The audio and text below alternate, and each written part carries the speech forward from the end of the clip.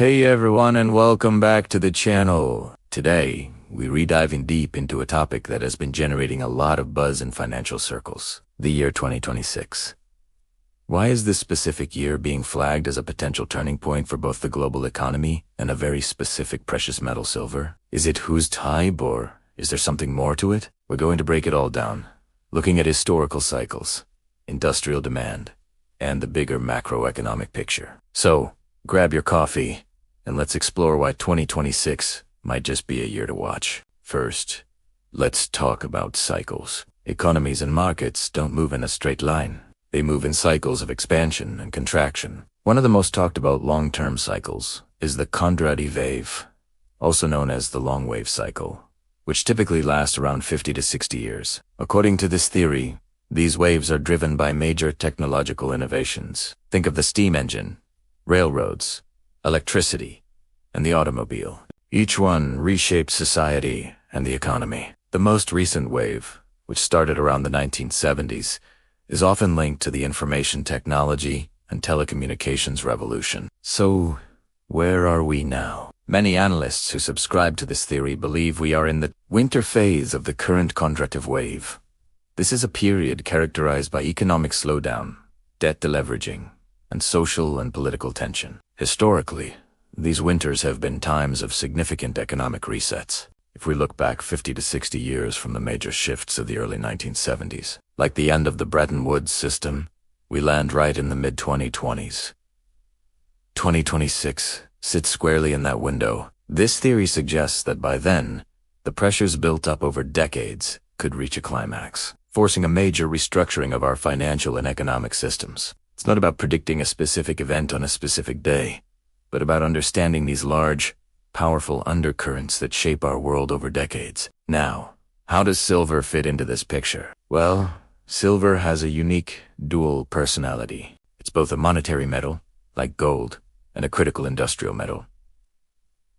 Let's start with its monetary side. Throughout history, during times of economic uncertainty and currency devaluation, people have flocked to precious metals as a store of value. They're seen as real money when faith in paper or digital currency wavers. If the mid-2020s do indeed bring the kind of economic reset that long-wave cycle theorists predict, the demand for safe haven assets could skyrocket. While gold usually gets all the attention as the ultimate safe haven, silver often follows, but with more volatility. It's sometimes called poor man's gold, but that nickname doesn't do it justice. The gold-to-silver ratio, which measures how many ounces of silver it takes to buy 1 ounce of gold, is a key indicator for many investors. Historically, this ratio has been much lower than it is today. A return to historical averages would imply a significant increase in the price of silver relative to gold. If we see a major flight to safety, silver could see a dramatic repricing as both large institutions and small retail investors look for ways to protect their wealth.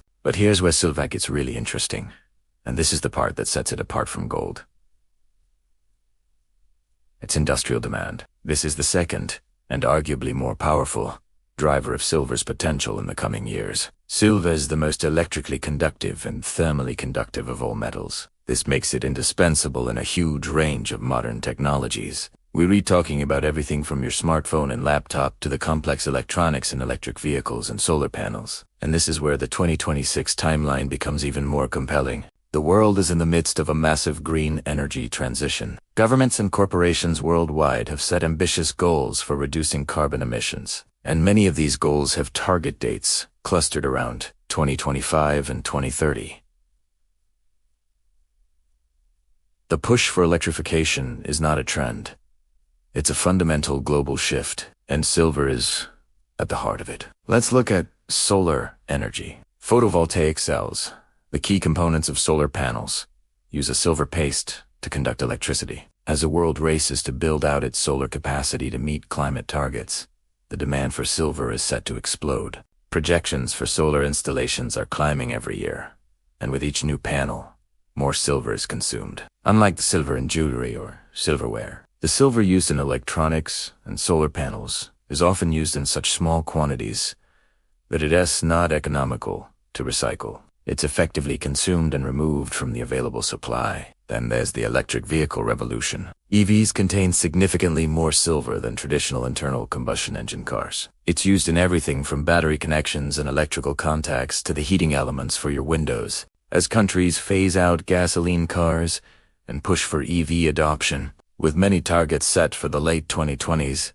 and early 2030s, the demand for silver from the automotive sector is on a steep upward trajectory. Now let's connect this to the economic picture. What happens when you have soaring, non-negotiable industrial demand, driven by a global green energy mandate, colliding with a potential rush into precious metals as a safe haven during a period of economic instability? You get a potentially perfect storm for silver. This isn't just about one factor. It's about the convergence of multiple, powerful trends, all pointing in the same direction, and all seemingly set to intensify around the mid-2020s.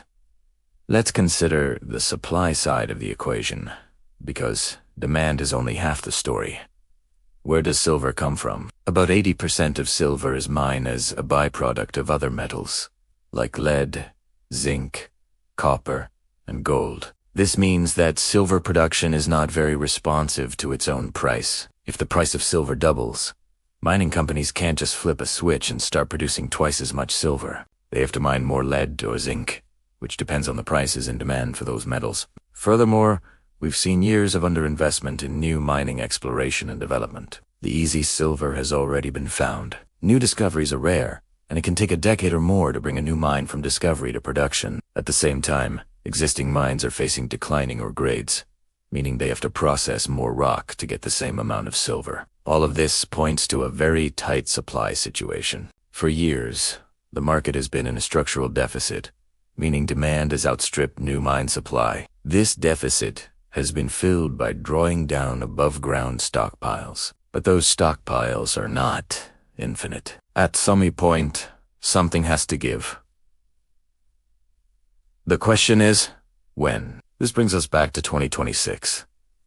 Imagine a scenario. The green energy transition is in full swing, with EV and solar production hitting new records. The industrial demand for silver is relentless. At the same time, the economic pressures predicted by long-wave cycles come to a head, causing investors to panic and seek the safety of hard assets. This dual surge in demand, both industrial and monetary, hits a market with an inelastic supply and dwindling inventories. The result could be a dramatic price discovery event, where the market is forced to find a new, much higher equilibrium price to either ration demand or incentivize new supply, which, as we've discussed, is a very slow process. So, is 2026 a guaranteed turning point? Of course not. In the world of finance and economics, there are no certainties. This is not financial advice, but rather an exploration of powerful converging trends. Geopolitical events, new technological breakthroughs, or changes in government policy could all alter this timeline.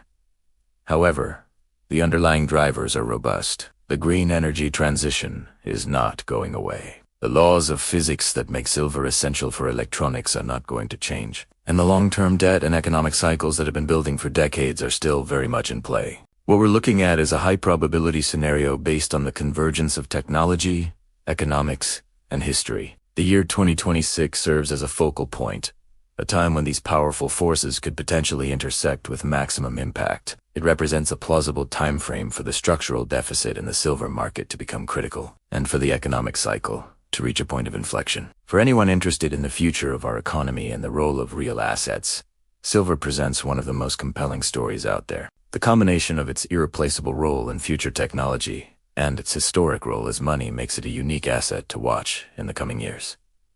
What do you think? Is 2026 the year for silver? Or is this all just speculation? Let me know your thoughts in the comments below. I read all of them, and it's always great to hear different perspectives. If you found this breakdown interesting and want to learn more about how these big picture trends could affect your financial future, make sure to hit that like button and subscribe to the channel so you don't miss our next video. Thanks for watching, and I'll see you in the next one.